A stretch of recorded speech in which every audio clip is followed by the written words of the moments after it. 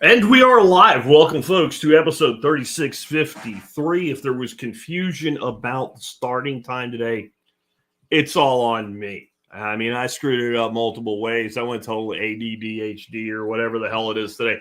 I went into StreamYard and I set the time up wrong, but I set the time right at TSPC Live.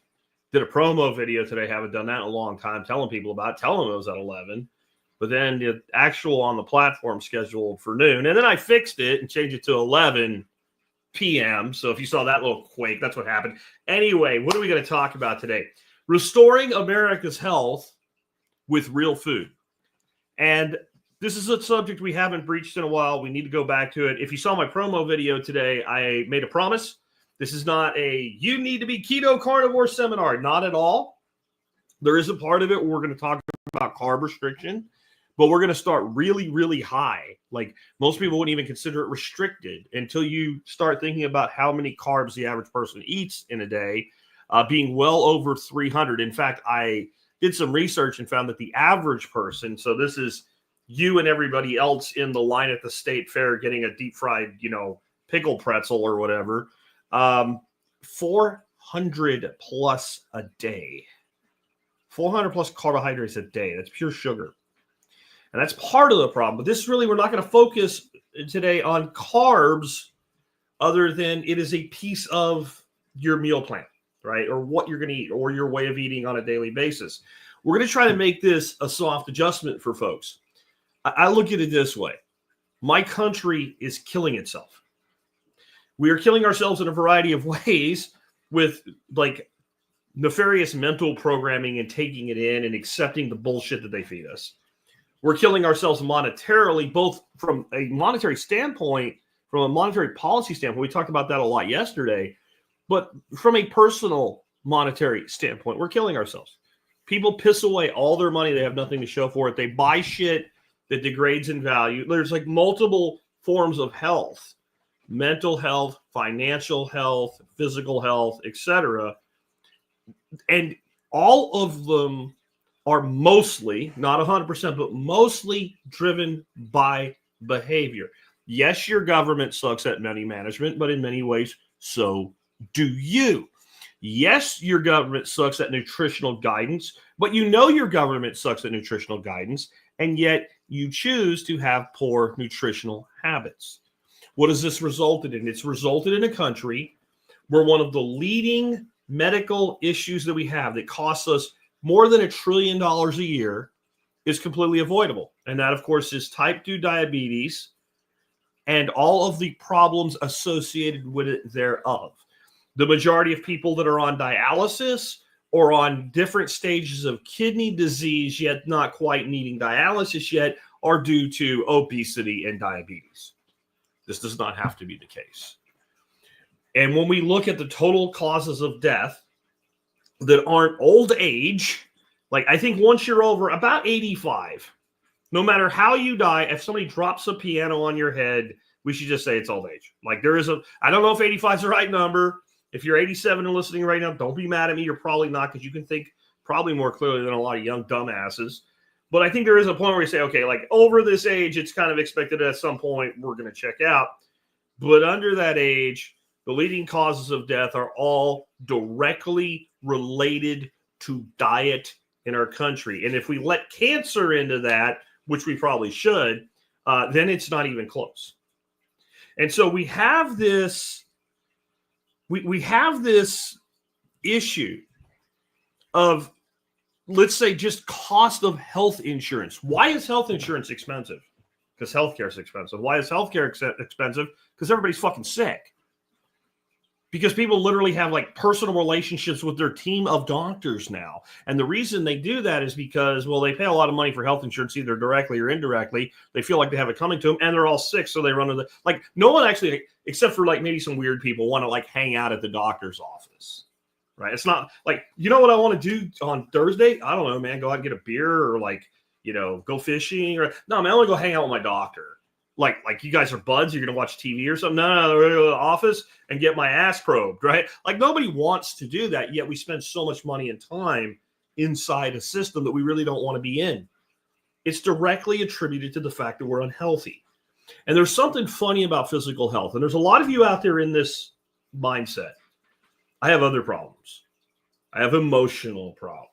I have mental problems. I have physical injury problems.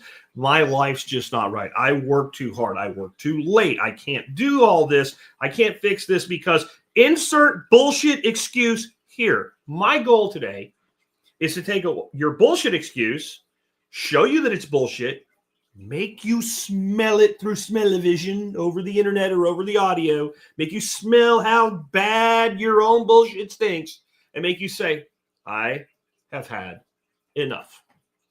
I don't want to make excuses anymore. Because let me tell you something. You guys are like, I need to get myself emotionally or mentally right. Fix your fucking diet. That'll go a long way. It won't be everything, but it'll go a long way to fixing that. I have injuries and I can't really work out. Fix your fucking diet and your inflammation will go down. Your injuries will recover at least some. And then you can start physical training to fix that injury up, right? I don't make enough money. If you were healthier, then you would be able to cope with your work environment better. And the number one way to do that is the food you put in your mouth. Like, I'm going to tell you flat out, there are some of you out there, if you do everything right and you hit the gym every fucking day, you're never going to look like a bodybuilder. You're never going to really look super toned, right? Genetically, you lost that one. You're going to look okay. You're going to look better than you do, but you're never going to look like the dude with the ripped 8-pack, right? And the super pecs, right? Or whatever it is that you would like to have. It doesn't matter.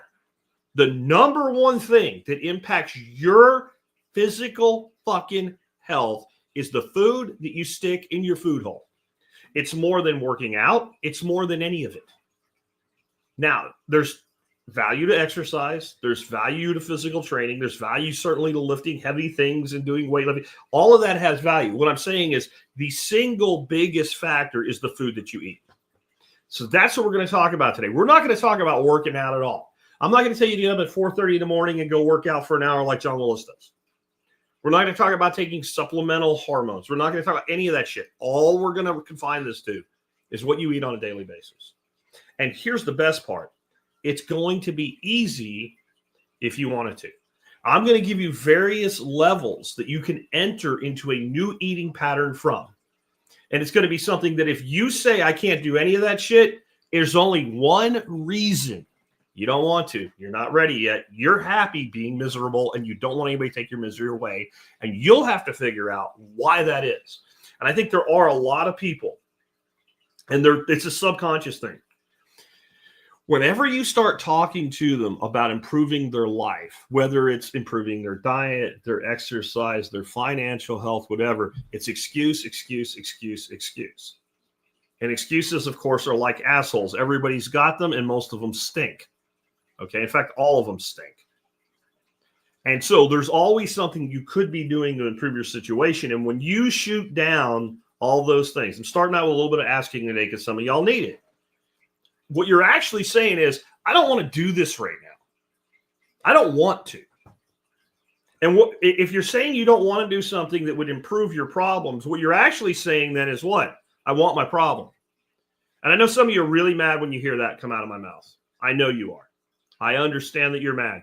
Doesn't mean it's not true. In fact, the reason you're mad is because it is true. Now, you may, again, it may be subconscious. You may not realize it. But we have turned into a society of victim mindset. And there are a lot of people that they identify who they are with what they are, and that includes the negative. So to say, I'm not going to weigh 400 pounds anymore, or 300 pounds, or 250, or whatever it is for you, that is to say goodbye to a part of yourself. And if you're really overweight, if you're really unhealthy, then for a long time, that has been who and what you are. And that has to die for you to be reborn into something new. And that's scary. Do it anyway. Do it anyway. Because if you don't, you're going to contribute to the statistics. And I've met enough of you to know that a lot of you are. And if I hadn't changed my life about 7 years ago now, I guess 6 years ago now, I would be in the same place you are. So I've been through this. I understand it. And I'm going to try to convey that to you guys today. If you have any questions during this episode, it is imperative that you follow the program, right?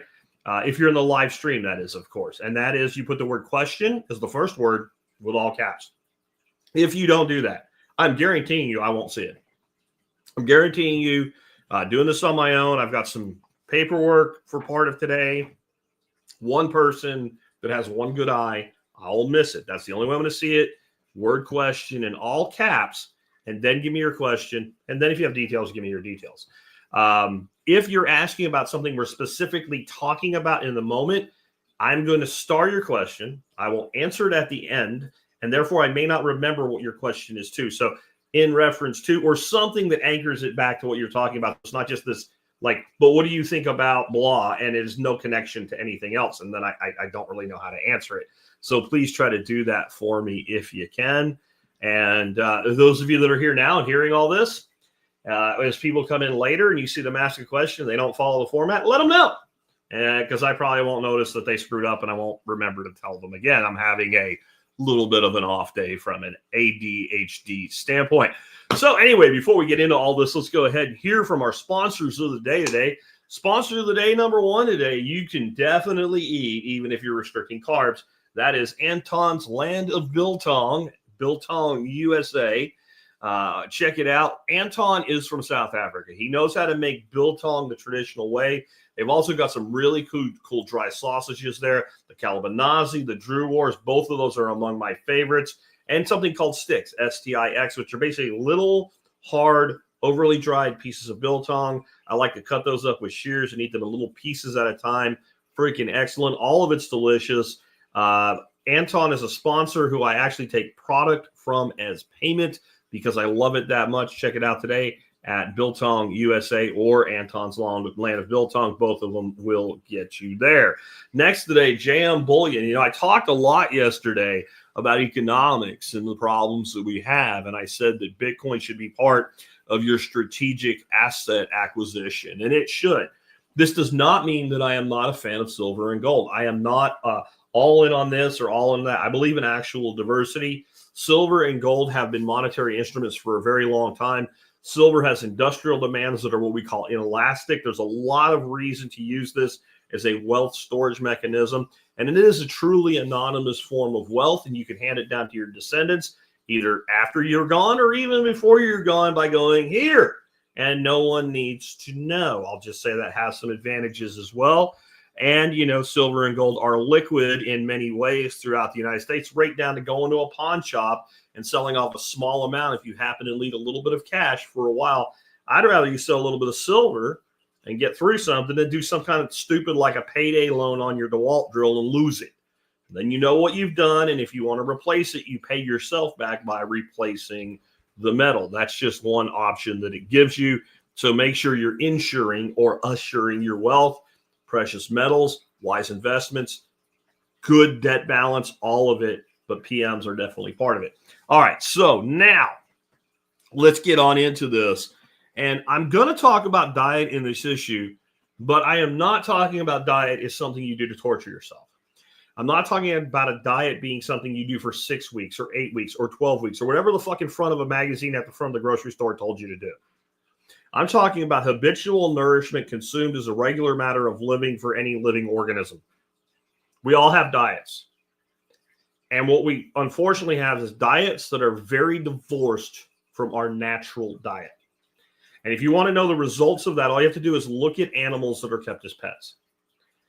If you go out into the wild and you look at animals that live in nature, not in a park where people feed them peanut butter, you will find no obese animals for their type. I've said this before, but an elephant looks pretty fat, but for elephants, they're exactly what they're supposed to be. Hippos, even though they look fat to us, they're exactly what they're supposed to be. They're not obese. Raccoons are not obese if they live in nature. You know, and you think, well, they have to like find their food. Well, there's a lot of animals in nature that have no trouble finding their food. Buffalo are not fat. Grass is easy to find. Squirrels have plenty of shit to eat. They're not fat. And when we find an animal that's fat and sick due to its diet, it's always one of two things. That animal's in captivity or it's eating our garbage, right? Or it's being fed by well-meaning people who should know better. It's always one of those three options. It is never that this animal simply overate itself into obesity. You don't find fat lions. Well, they have to run all the time. No, they sleep more often than they run. They're very good at what they do. When they're hungry, they kill something and they fucking eat it. They kill so efficiently that we have a whole group of scavengers that comes and eats what they leave behind, because when they want another wildebeest or antelope, whatever, they just go kill another one, yet they're not obese.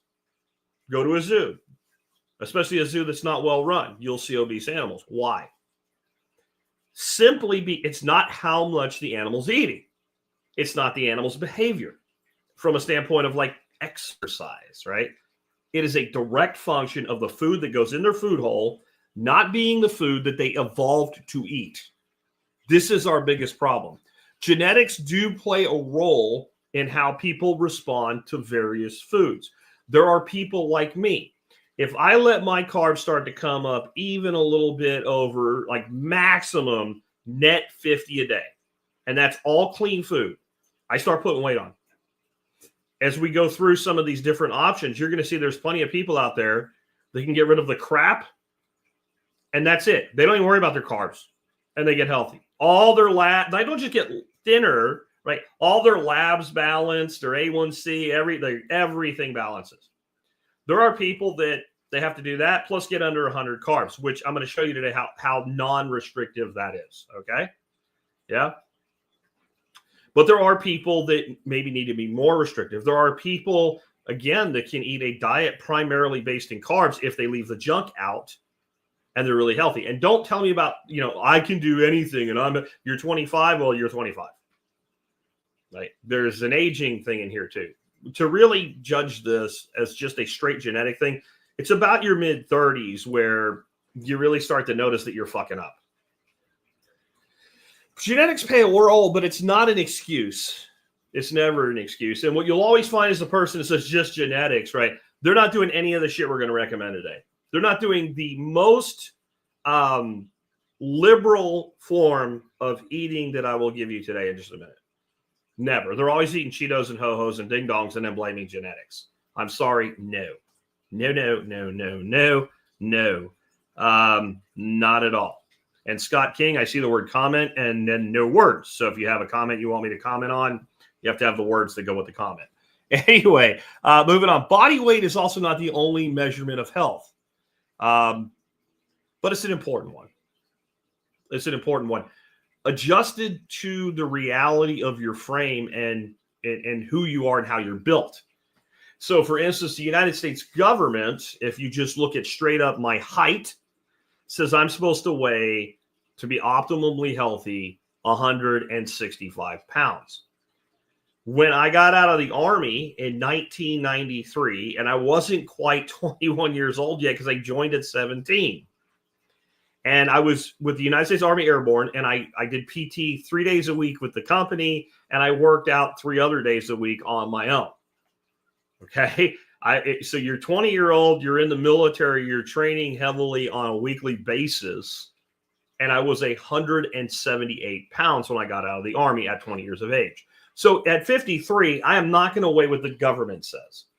But when I weighed almost 300 pounds, that was clearly not really the government's fault that I was overweight in any way, shape, or form. It was mine. So, an ideal weight for me is probably a little less than I am right now. It's probably right around 190. And I'm a little heavier than that. And I'm rebooting some of my things, and that's why I'm doing the show today, because I like to talk about what I'm doing. But that is a reasonable weight for a person of my frame, of my shoulder width. I mean, I also wore a 32 size waist jean when I was in the Army, and I wear a 34 now. Like, I am never going to be what the government model is, but there's still a reasonable body fat. And by body fat right now, I am fit for my age and my height and my measurements. I'm fit. But it's up to you to determine that for yourself. The weight is important, but things like your basic labs that Ken Berry teaches are important too. And I'm not worried about what your cholesterol is in of itself. I'm worried about things like your small small particle triglycerides. That's way more important to me than your cholesterol. Cholesterol is a myth. The high cholesterol equals unhealthy. That's a myth. It's bullshit. The sheath that protects your spinal cord is made out of almost 100% cholesterol. Almost every bit of connective tissue in your body is made out of mostly cholesterol. The things that make you able to function and not die are made largely out of cholesterol. This is another thing that pharma came up with. Hey, cholesterol, like if we can find any correlation, we'll say it's bad, then we'll make a medicine to push it down. That's not a solution. So let's talk just a little bit about the growth of chronic disease and indicators since 1970. We all know in 1971, we went full fiat with money and we went full fiat with everything, including food. 1970s were exactly when even things that maybe wouldn't be healthy got worse. So Ocean Spray was the first company that went all in on corn syrup in the 1970s. And the guy that was the project manager for Ocean Spray that made the switch over to corn syrup, his bonus that year was so big, he bought a ranch and called it the Sugar Ranch. And everybody filed suit after that. If you never drank Coca-Cola before the new Coca-Cola, like well prior to when that happened, you don't even know what Coke is supposed to taste like unless you had it in Mexico. And I'm not talking about the cocaine Coke from like the 1800s and shit. I'm talking about what Coca-Cola was for most of its life in America until the 1970s when they switched over to corn syrup. So there is a correlation there. 11.6% of Americans have been diagnosed as type 2 diabetics. That's 90 million plus are estimated to have pre-diabetes. So right now we're up to a point where 11% of Americans, and this is not age adjusted. This includes little kids. So you look at 10 people, one is diagnosed with type 2 diabetes. And I believe that number is actually a little bit low, but 90 million plus pre-diabetics. And this is a problem with America, with doctors and tests and binary thinking. I'm diabetic, I'm not diabetic. Bullshit. That's bullshit. First of all, type 2 diabetes is not diabetes. It's the net effect of diabetes. It fucks your body up the way diabetes does, but it's not diabetes. It's insulin resistance. Diabetes is your body cannot make insulin. Type 2 diabetics, your liver is churning out. Your pancreas is churning out insulin. It's making it, and it's not working. It's not doing its job. And eventually it can totally go, you know what, fuck it, I quit. And effectively you become type 1. But up until that point, it's just insulin resistance. When somebody says you are pre-diabetic, think of it not like an on-off switch. I'm not diabetic, I am diabetic. That's bullshit. It's a dimmer switch. And you're getting worse the higher that number goes. If you're pre-diabetic, you're basically type 2 diabetes light. It's not bad enough to kill you yet, but it ain't good. And it will get worse unless you do something about it. Almost 1 million Americans right now have end-stage renal failure. This should be a horrifying stat that everybody's like, oh, that's bad. End-stage renal failure means you have to get dialysis regularly or you will die. And your only hope to survive long-term really is a kidney transplant. Kidneys don't last as long as you think they do because you watch medical shows on TV and think the kid that got a new kidney when he's 12 is going to live to be 90 with those kidneys. It ain't going to happen.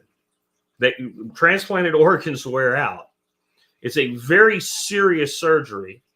And if you give somebody with type 2 diabetes a kidney or kidneys, and that's why their first kidneys failed, they're probably going to destroy their second set of kidneys faster than they would have otherwise worn out. It's just reality. This is a chronic and dangerous situation for our country that's costing us lives. The U.S. dialysis centers market is expected to grow at a compounded annual growth rate of 5.9%. In dollar value from 2023 to 2030, it will become a $40 billion market by 2030. $40 billion for dialysis, mostly because of type 2 diabetes. And the company that makes the most money off it is called DaVita. And they're the ones providing you recipes of what you should be eating, including cranberry oatmeal cookies for breakfast through the American Diabetes Association. So there's a cabal out there to make you sicker than you already are. I won't spend too much time on it. I'm just saying. The obesity rate in 1970, now, again, some of you are young, so 1970 sounds like, wow, that's way back there in the olden days. Or 1970 is not that fucking long ago. Everything we have today from us, other than like the internet, right? Like everything that we have today, as far as food availability and, whether you could be fat or not, like everything is basically was already there. It's not like some major innovation caused disease between now and then. It was just simply the food company switching ingredients to a large degree. It has a huge impact on it anyway. So 1970 obesity rate in America, 15%. Today, obesity rate in America is 42%. This is not okay. I'm just setting the stage for you. Global seed oils have grown in production by about 200 million metric tons since 1970. So this is what we know about the people that were around pre-1970s. They didn't eat hardly any seed oils. They consumed almost no artificial sweeteners.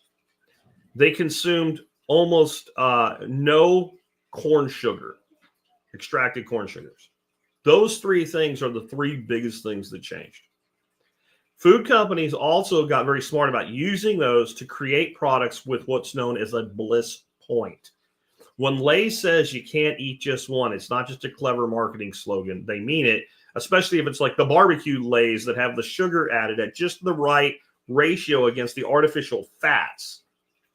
This and the salt. These three things come together and they create what's known as a bliss point by food chemists.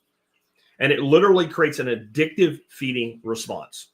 So without those chemicals, plus the malevolence of the people making the food, knowing that the only way they can actually sell more bags of chips or ho-hos or ding-dongs this year is to get their existing customers to eat more per week. It is a cabal. It is stacked against you. Now, I want to also hit a few things about what do all diets, which again are systems of eating, whether they're temporary or permanent, the ones that work, the ones that make people actually healthier, where you can look at the person, it's not just labs on a piece of paper. You look at the person, you look at their face and go, oh my God, look at you.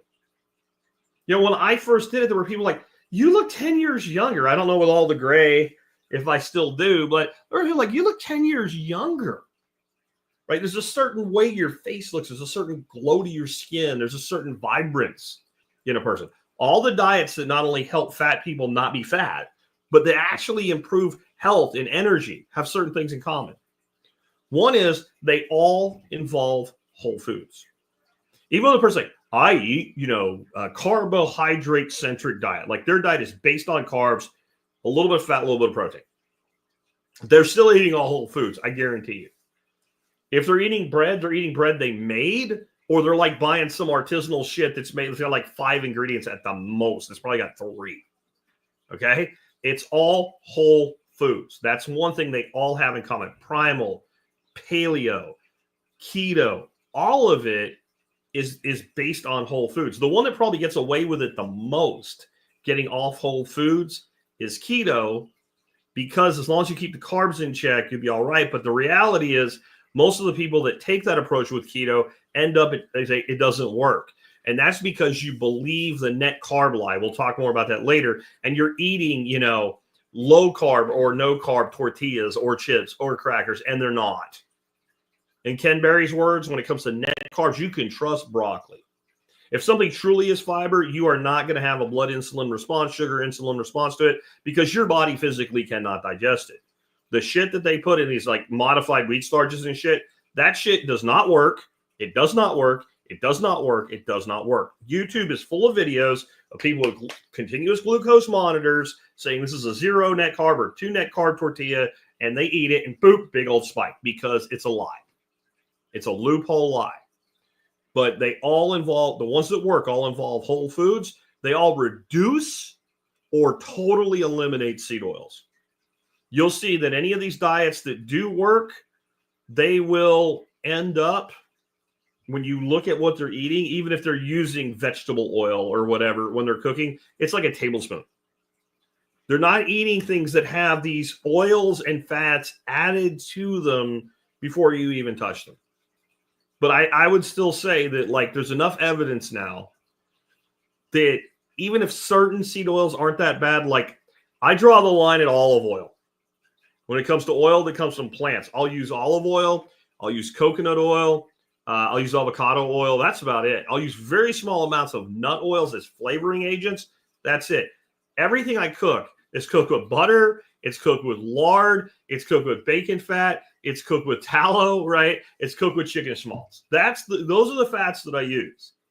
And that's what I really recommend people do. And Bonnie's saying, I don't fry except for an air fryer. You know, even that, you might use some oil on the product and because it transfers heat. Fat is good for humans, right? Fat is good for humans, especially if we don't go overboard on the carb side. Fat is one of the most important nutrients we have. I'll say this again. Again, I don't want to make this a keto seminar, but if you feed a person 0 carbohydrates for their entire life, they never get one, especially after infancy and breast milk, because there's some carbs there. Like once they're weaned, if a human being eats protein and fat their entire life and 0 carbohydrates, absolutely nothing bad will happen to them.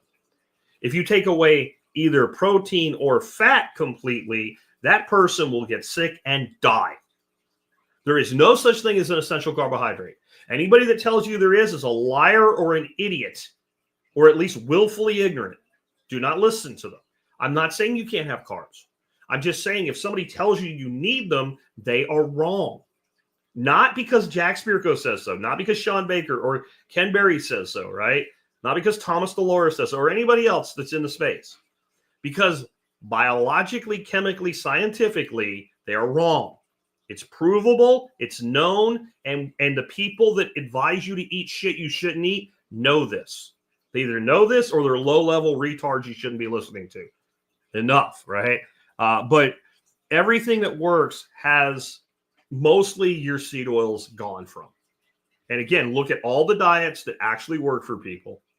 That you, when you go, not Weight Watchers, and I counted my points and I lost 12 pounds and now I weigh 18 pounds more. The things that have natural, organic human beings saying, this is how I live every day and this is how I look.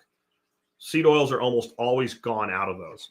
The next one is they all have some form of portion control. None of them are eat as much as you can, as fast as you can all the time whenever you're hungry. Even when that portion control is not initiated by a standard. If you eat the way that we're talking about today, and the more you restrict carbs, the more this will be true. Your body over time will naturally restrict how much food you will eat. And then, you know, there's some kickers we'll talk about today, like 2MAD and OMAD, which are 2 meals a day, 1 meal a day, et cetera. As soon as you do that, you start restricting portions as well, because you'll only eat so much in one sitting.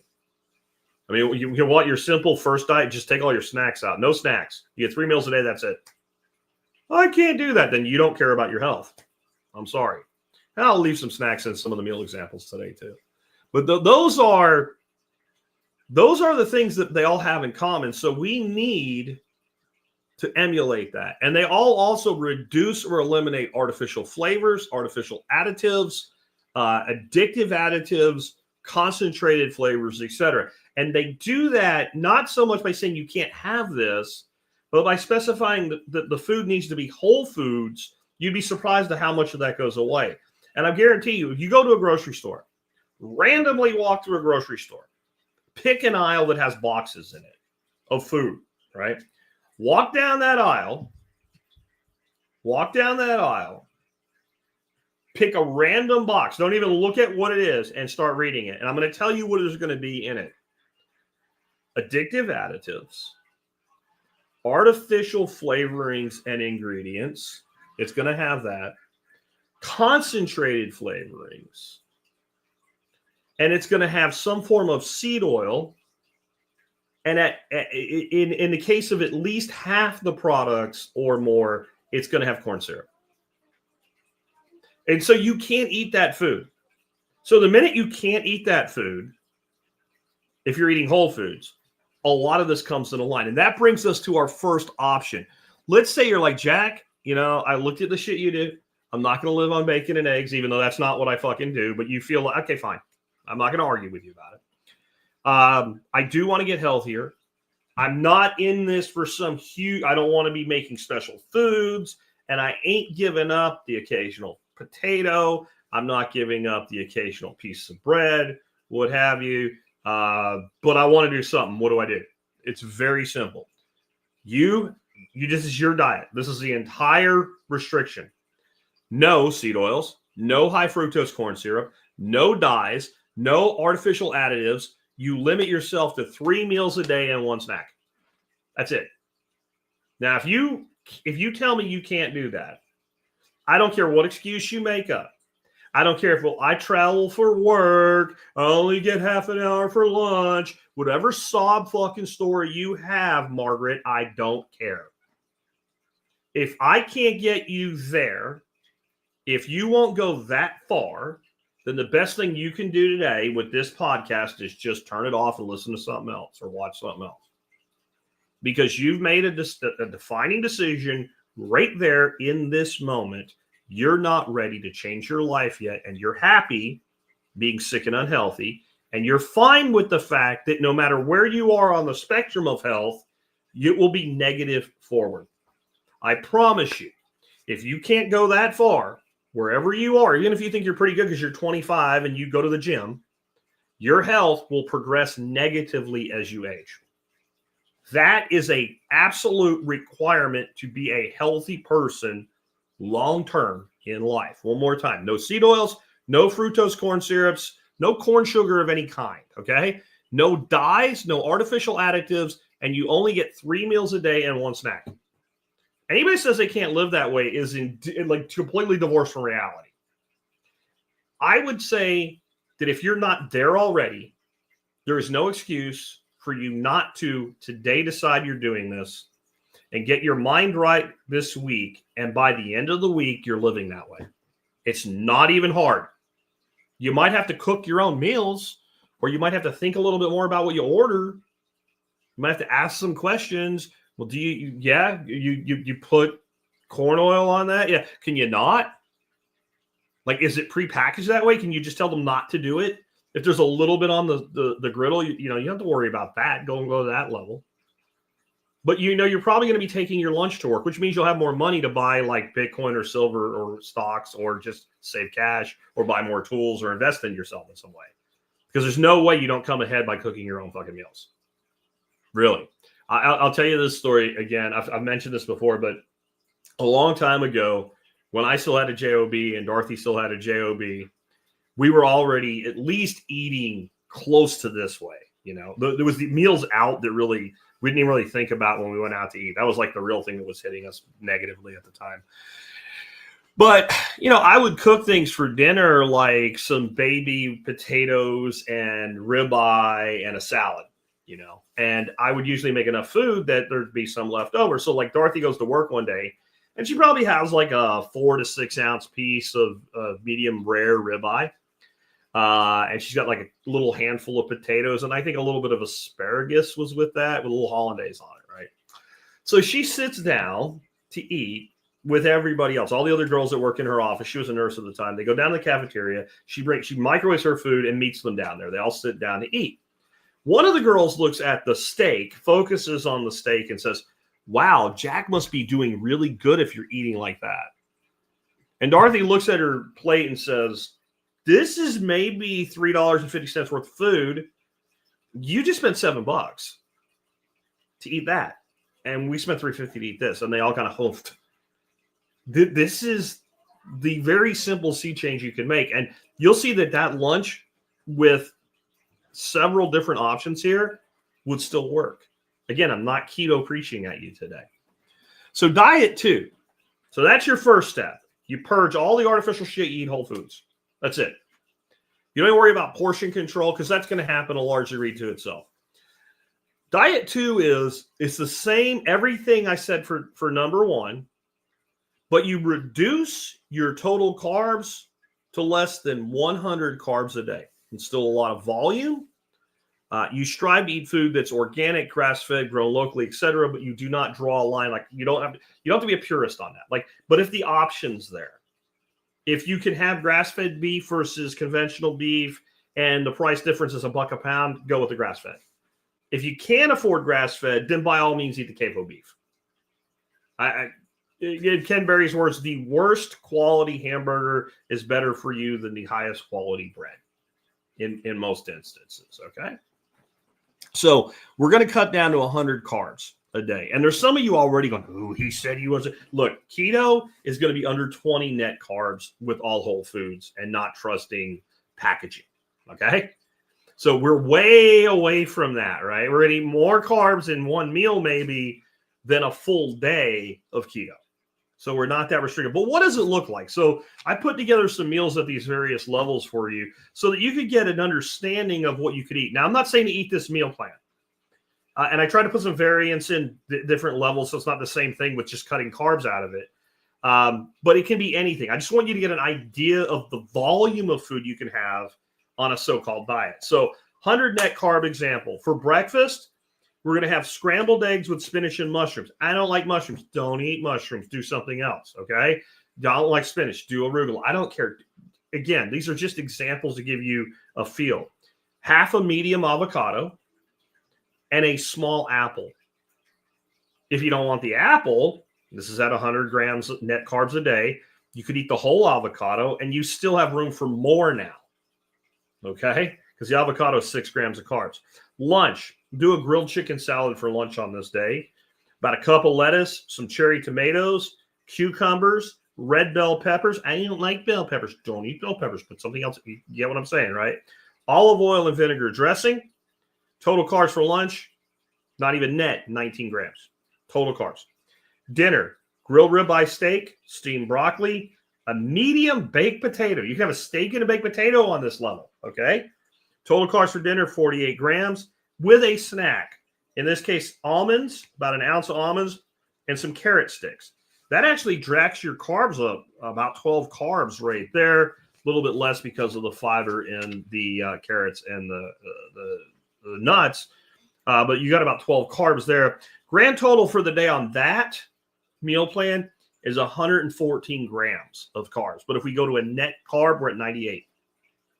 98. I'd prefer if you're going to go as high as 100, you don't even mess with net. Go straight to all carbs. But, you know, you wouldn't have to change much to get that meal down to 100 all in.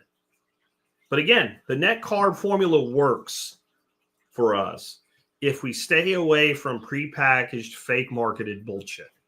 Now, is there anybody in the live stream that would say, if you had to eat, if you came to my home and I made breakfast, lunch, and dinner, I prepared those meals for you, and somewhere between lunch and dinner, I brought you that handful of, nuts and whatnot as a snack. Would you feel deprived?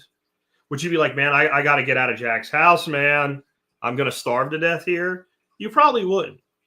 So I would say that even though I gave you a diet one, there's not a person in this audience that couldn't get into that mode right now. 100 net carbs or less, and no additives, no corn syrup, no nothing. And your health will change. If you're already there, you might, and you're not happy with where you're at, you're not meeting your goals, you might need to go further. But if you're not there, if you're sucking down 250 carbs a day, which is lower than most Americans, and you're eating artificial shit, and you just did that and got under 100, the way you will feel 60 days into it, I cannot even begin to describe it to you. So now we're going to go a little bit further. Diet 3. We're going to go the same diet as above. Everything we've already said, the no seed oils, whole foods only, etc. But we're going to go down to 50 to 75 grams total carbohydrates a day. Now we're getting into what I would consider carb restricted, but we're not keto. And I just wanted you to get a feeling for like, well, what does a meal look like? What does a day of meals look like? And I took out snacks from these meals for you so that we could get, we could maximize what you can have per your meal. So this is 75 grams net carbs. This is what a day of eating would look like. Something like scrambled eggs and diced potatoes. That's a small amount of potatoes, obviously. The eggs are negative with spinach as well. So the eggs are negligible, nothing really. Spinach, about a cup of cooked, which is a lot smaller when you cook it. That'll get you down to about 3 grams net, 7 minus 4. And the diced potatoes, that's a half a cup of potatoes. A half a cup. That's a decent amount of potatoes when we're adding it to something like eggs and what have you. That's 15 carbs, 2 in fiber. In the end, that breakfast is 16 grams of carbs. It's not high. It's not low. It's pretty typical of what people ate in the 60s, honestly. In fact, when you saw somebody in the 60s eat a lot more potatoes than that, it's probably because grandma was saving on the egg budget. Yeah. Potatoes were used to fill you up when people were poor. That's what they were mostly used for. For lunch, okay, you're going to have a turkey and avocado wrap for lunch on this one. You need a whole wheat wrap that is not got any of the garbage in it. So either you're making your own or you're buying something really high quality. Sliced turkey breast, avocado, lettuce, and tomato. Doesn't sound so bad, does it?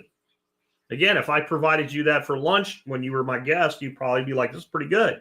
Net carbs, 24 grams. We can cut that because almost all the carbs are the wrap. So we could sub in about 20 other net carbs by getting rid of the wrap with something else. Dinner, grilled pork chops with mixed vegetables. Here's your dinner on a 75 carb net. Pork chops, sauteed green beans, roasted carrots, and a small serving of quinoa.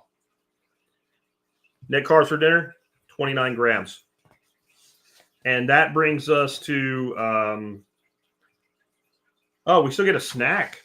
We still get a snack with that one. That's why I have this all printed out so I don't forget. For a snack, you get almonds and berries. Net carbs for your snack, 6. Grand total for the day, exactly 75 net carbs. Anybody here really think that is like overly restrictive, lacks variety? You don't think we can come up with something totally different for the next meal? Okay, so if I also said that brings us 50 to 75 carbs, right?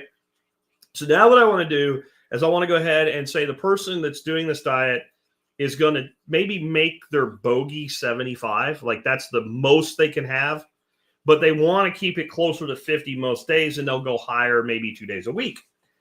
So the 50 carb breakfast, what does that look like? How about breakfast? We have grilled pork sausage and sauteed bell peppers. Lunch, we have a grilled ribeye steak with sliced avocado and a slide of sauteed zucchini.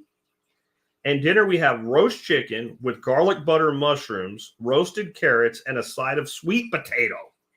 Yeah, you can still have sweet potato. Now, how much? You're talking about a small sweet potato for this dinner, about a half of a medium-sized sweet potato. That's going to give us 20 carbs, 3 fiber. So you can be under 50 carbs a day and still have like a half a sweet potato or a small amount of regular potato at one of your meals. This is not as restrictive as people think. The next level is to get into keto territory. To get into keto territory, you need to be south of 25 daily carbs, and you need to do it consistently. Now, you don't have to do this. I'm trying to be very clear that we don't have to go this low. But again, I just wanted to give you a feel. What does that look like? Is that all you're eating is bacon, right? Is that nothing for variety and flavor? No. This would be your 25 carb day, and this is 25 net. Fried eggs with sauteed bell peppers and a side of avocado for breakfast. And, of course, you could throw bacon in that or sausage on that. Doesn't matter. Then lunch, grilled ribeye steak with sauteed green beans.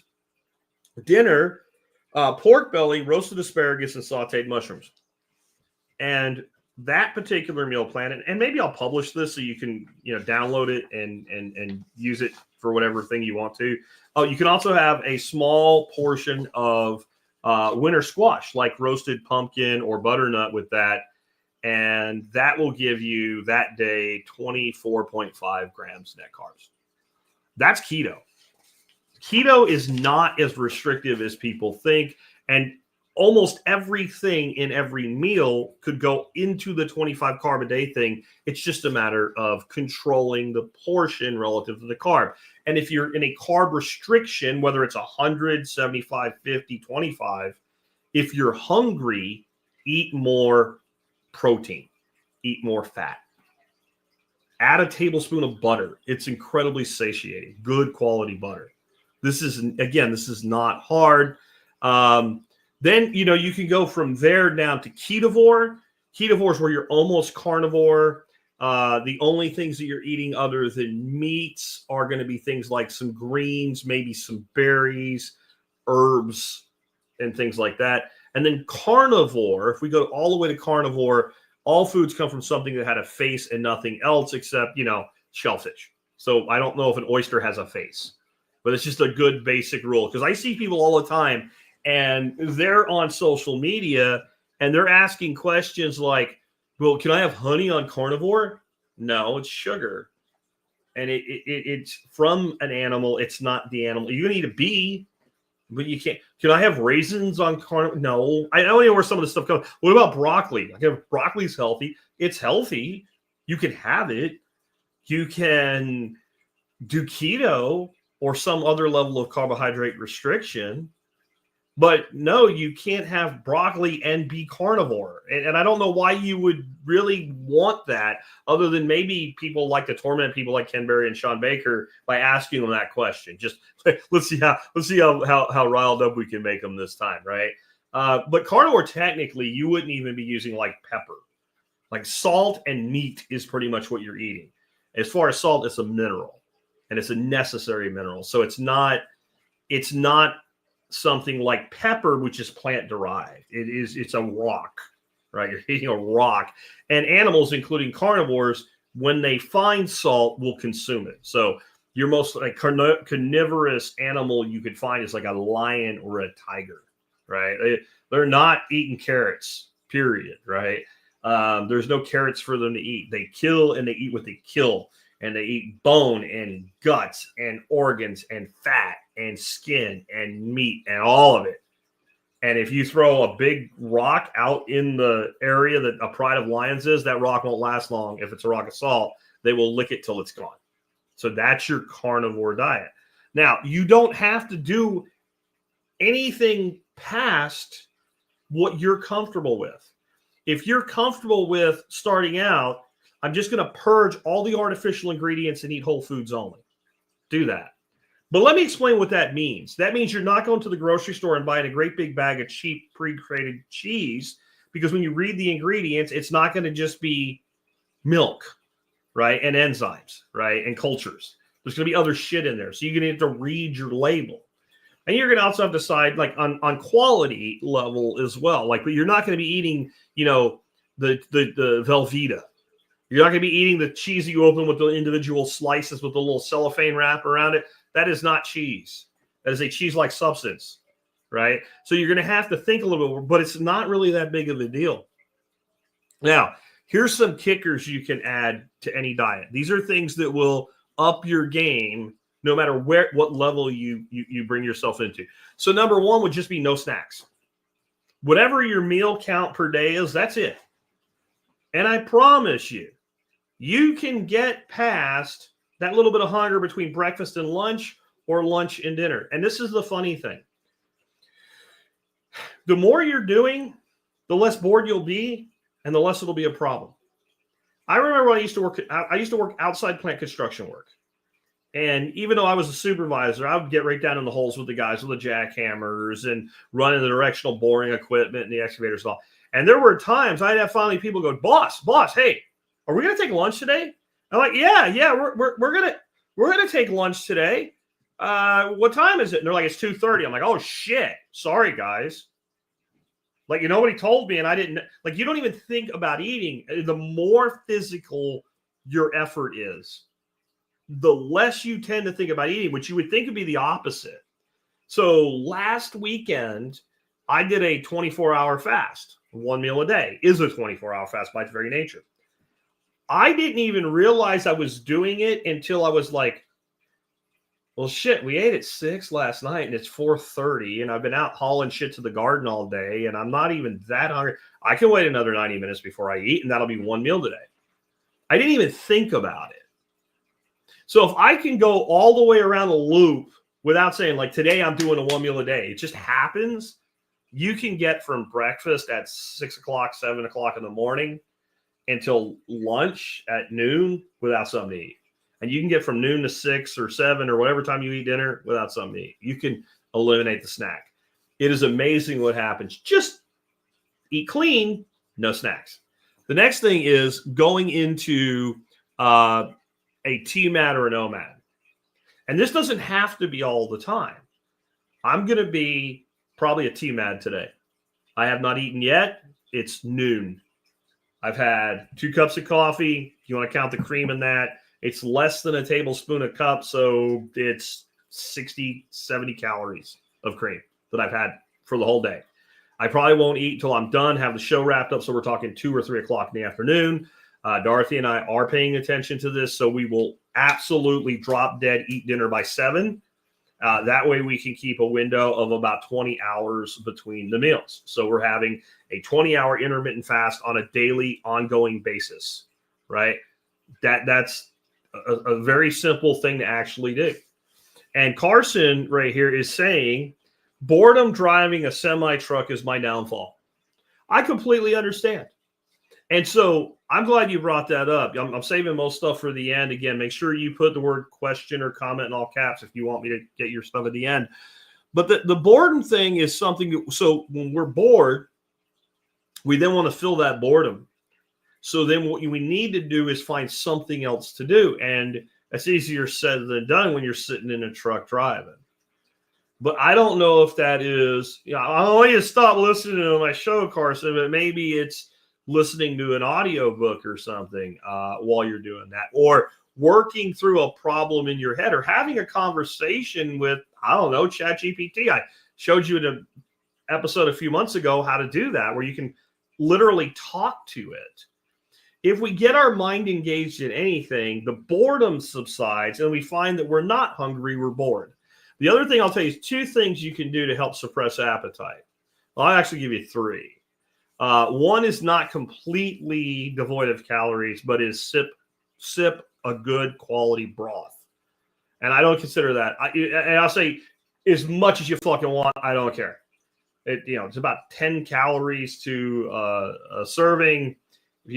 10 servings, 100 calories. It's not even going to hit your BMR unless you're guzzling a gallon at a time or something like that. So BMR, by the way, is basal metabolic rate. So we all actually burn calories doing nothing. Like if you lay flat on the ground, whatever amount of calories your body is consuming, and you can look up and calculate that, that's your BMR, or your basal metabolic rate. That means if they put you in a medically induced fucking coma, that's how much your body needs to not degrade and rot away, right? That's how much they put a tube and stick up your ass so that you don't die. That's your BMR. You stay under your BMR, you're still in at least what we call a semi-fasted state, okay? But if we can keep the mind engaged, and physical engagement always keeps the mind engaged. So if you're not stuck in a truck like Carson is, take a walk. Take a walk around your office. If you're stuck in an office, stand up at your desk, etc., things like that. Not so much just to get healthy, but to do something, right? Then TMAD or OMAD. So OMAD's 1 meal a day, and you can be all the way at the top, the level 1 diet I gave you, which is just whole foods only and get rid of the shit, and do an OMAD. And you do that once a week. Now, what you'll find, this is what you'll find. The more you restrict the carbs and the more you become fat adapted, right? And the more your body is drawing from fat as a dietary mechanism and protein secondarily and carbs last, with the sugar your body needs being made through what's known as gluconeogenesis, which means your body can make all the sugar that you need, because your body does need some sugar. It can make all the sugar you need from protein. That is an energetic and on-demand process, meaning your body's not going to expend the energy beyond its need. So this idea that 40% of your protein will become sugar is nonsense, because the body will not expend the effort unless it needs the result. So you can pretty much eat all the protein and fat you want. The more protein and fat, and especially the more fat you eat, the easier it is to do this, which tells us something biometabolically about ourselves. That when we're giving ourselves the things we most need, which is fat and protein, that our satiation and our ability to go longer between meals gets longer. And this makes perfect sense because the way the human being evolved was we killed shit and we ate it. We chased away the lion and we ate what he left. We broke open the bones and it sucked out the marrow. And those are very high caloric and very high nutritional meals. And therefore, they gave us the energy that we needed for the duration to the next food source. Where most of the carbs that humans consumed prior to agriculture was this, walking around and picking shit up and sticking it in your mouth. And certain times of the year, what you can find is almost never a time you can't find anything unless you get super northern climates. Central Pennsylvania, second season small game. So we're talking second season deer season. So we're talking between Christmas and New Year's, right? Up on the mountain. If the snow had melted off enough, you could still find tea berries. But how many calories of tea berries were you going to eat? You would never find enough tea berry to get enough calories to pay the debt of your walk. So we just simply evolved to go long duration on these animal-based protein and fats. And again, if you just go back 10,000 years, and then that's the majority of human existence, whether you think that's 300, 500, or 700,000 years, or whatever number you believe, we were here a lot longer living that way than the way we do now. And even in the last 10,000 years, it's only the last couple hundred years where you could like go to a store and just buy your shit. Like you had to get by with subsistence one way or another. So TMAD, OMAD, and again, the more you restrict your carbohydrates, the more you'll be able to do that. But you can do it with anything. And again, it does not have to be. It doesn't have to be. I'm sorry. It doesn't have to be all the time. You could do OMAD one day a week and get benefits from it. And Bonnie is saying right here, the cellular repair of the body begins at 15 to 18 hours of fasting, but kicks into high gear at 72. Not a bad idea to do a 24-hour fast at least once a month if your medical health allows for it. I completely agree. And again, just an OMAD is a 24-hour. And it is about 15 to 18 hours that autophagy will start to kick in. So if you're doing a 2 meal a day, 4-hour window, most days of your life, you're spending a little bit of time in autophagy every day of your life, or at least every day that you do it. And it is amazing what that does for you as well. And then there's this big history, right? So I'm just going to keep going because we're going to get to fasting. I have that as a separate window. An eating window of even 8 hours a day. So that gives you 16 hours. So whether you do 2 or 3 meals with that, if you just simply give yourself only 8 hours between your first calorie and your last calorie, you're already a hell of a lot better off. When we get into fasting, 1 to 4 days. I've never done more than about a 36-hour, like a day and a half.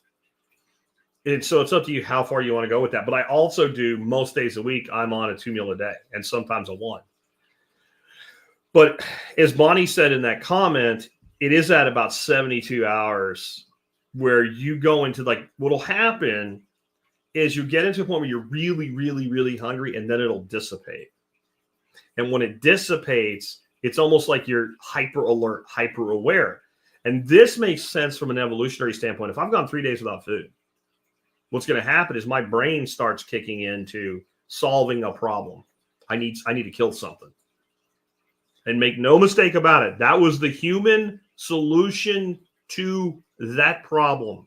Something's going to die and I'm going to eat it. I'm going to turn over a rock and I'm going to club a snake and I'm going to eat it. I'm going to go into a creek and pull an oyster out. And if I'm at least far enough along to understand what fire is, I'm going to throw it in there because it tastes better that way because I don't have horseradish and cocktail sauce and beer yet to go with it, right? So it's going to taste better steamed, and it's easier to get the damn thing out of the shell, and it looks less like a booger. So I'll throw it, throw some pine straw over it, light it on fire, and when it pops open, I'll eat it. So it's not always clubbing something or stabbing something or throwing a spear at something. But that was the human solution. I'm going to kill it, I'm going to eat. This requires problem solving. So we evolved metabolically that when we're in that fasted state for a certain amount of time, we kind of go into this, we become more predator and less prey in the way that we behave. And that's good for a lot of things. That's not just good for your diet. Like that's good for like your mental acuity with work and problem solving and things like that, because we need new ways to engage the brain because we're not so worried about killing something anymore. I mean, hunting, even hunters, we have seasons when we're allowed to kill things. Even homesteaders, we can't go killing an animal every day. There's no sport in it anyway. Here, duck, duck, duck, whack. I mean, we're only going to take as much as we need to fulfill the needs of our family and ourselves. But fasting is a huge thing we can do. Exercise, obviously. We're not talking about exercise routines and stuff today. My favorite workout is a heavy bag. It's a full body workout and it's relatively quick. I can get a hell of a workout in not just, I can't go. No, anybody tells you didn't go 20 minutes straight on a heavy bag is either on the juice, like some sort of super specimen, or lying, right? I can't go 20 straight minutes, just on and off. But the whole workout, really heavy, 20 minutes. And I can get a better workout in 20 minutes on a heavy bag than most people can get on 40 minutes doing a lot of other things. I would say other things that are extreme total body, rowing machines, amazing workout, right? But just take a walk. Just take a walk. And whatever pace you walk at normally, just walk a little bit faster, right? And like some of you guys are it's like you're wogging when you're like walking from one desk to another. So you people, like, you can just stay at your speed. But the average walking speed of a human, take it up 10%. Huge difference, not hard, won't wear you out. And, then keep increasing the speed. But if you're going to use walking as an exercise, let's not pretend we're walking when we're wogging or running in walking format, like competitive woggers or whatever that shit is. Like, if you're going to run. But if you're going to walk and keep picking up the pace as you condition yourself. Find a place with hills, right? That will increase. I don't care, though, if you work at an office and you're like, I don't have any time to work out, but you get an hour for lunch. Find a mall or a Home Depot or a Lowe's or whatever. It doesn't matter that it's 5 below zero or 105. At lunch, take your small meal, eat it quickly, and go for a fucking walk in a store. Make laps. Get the health app or whatever and see how many laps around Home Depot it is to make a mile. Walk a mile a day at lunch. If you say you can't do that, I don't believe that you actually want your life to be better. But I don't have a Home Depot. Find something. But get some exercise in. Meditation. Meditation is incredibly valuable from a physical health standpoint. It's also of value to deal with that boredom issue that we talked about earlier. Learning to enter a meditative state. This does not always mean sitting under the Bodhi tree in the lotus position with your fingers up like this and going om and contemplating your navel and the existence of man in the universe. Right? It doesn't have to be that to be in a meditative state. I will tell you that when I'm fishing, I get into a meditative state, especially if I have a fly rod. That metrodome, I guess is what is it called? The thing that the musicians use that goes tick, tick, tick, tick, tick. That thing, is it metrodome? That doesn't sound right. Maybe that is right. But that kind of that flow, definitely.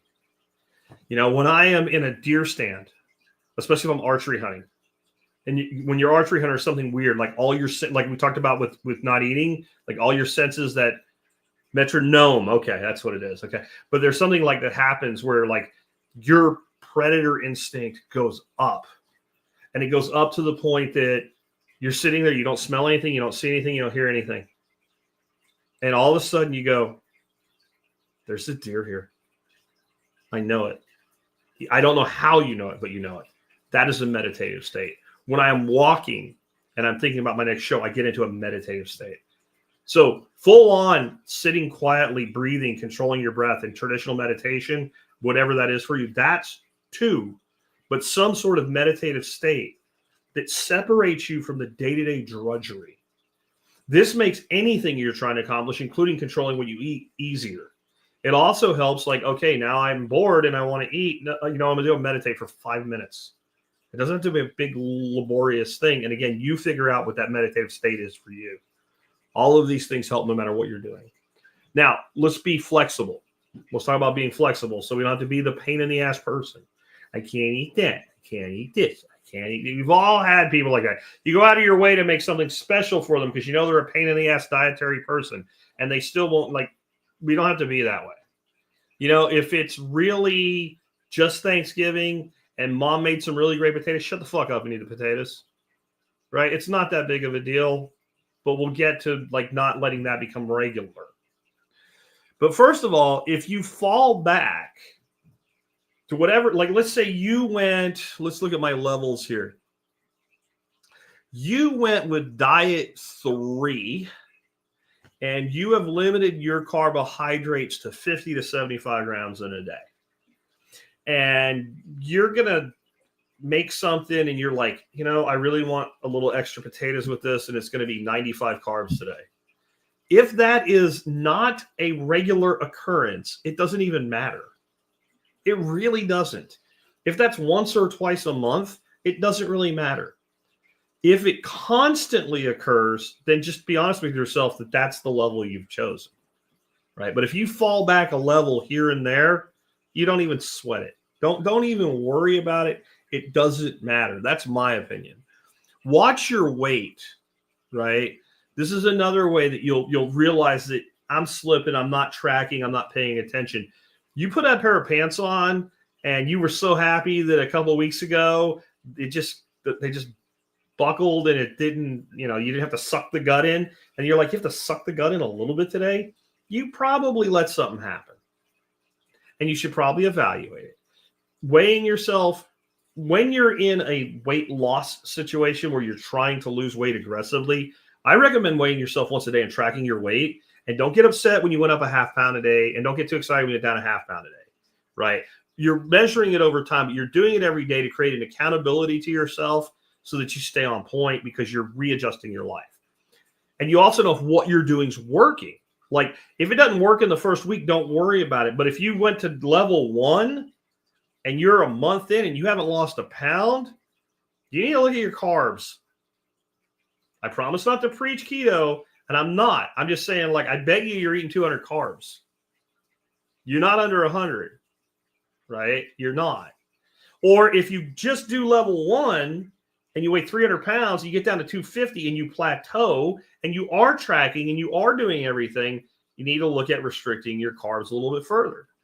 And you may find that you have to come way down like me, or you may find that like 50 or 75 works. You have to figure that out for yourself, but watch how your clothes fit, watch your weight, and watch how you feel. This is another thing too.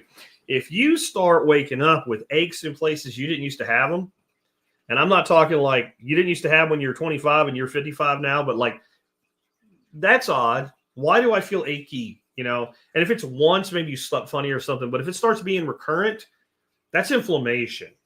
And there's something that you're eating that's aggravating the inflammation. I don't care if you have an inflammatory disease. If it's more than normal, it's almost always going to come back to your diet. If you have an inflammatory disease, a lot of times it is your diet. Well, I have an autoimmune disease. Oh, great. So you're a pharmaceuticals wet dream. Pharmaceutical company's wet dream. Autoimmune disease, 90% of the shit they advertise on television, it's either vaccines or it's for an autoimmune disease, right? You don't think psoriasis is an autoimmune disease? All of these diseases are autoimmune. They're throwing the body's, natural immune system out of whack. I would even say that because insulin resistance is a hormone disruption disease, it is the body's natural response not working or working improperly. So it's some form of inflammatory, autoimmune, or hormonal-based disease. We can control this with diet. We just have to figure out what works for us. But if you feel pain and aches that are not normal for you, check what you're doing and how far have you strayed from where you should be with your diet. Have your labs done and confer with a doctor that's not a pharmaceutical establishment salesperson. You should interview your doctor. And it's probably the case that most people should have a direct primary care, a DPC. This is a doctor you will pay a small monthly fee to. They will see you anytime you want.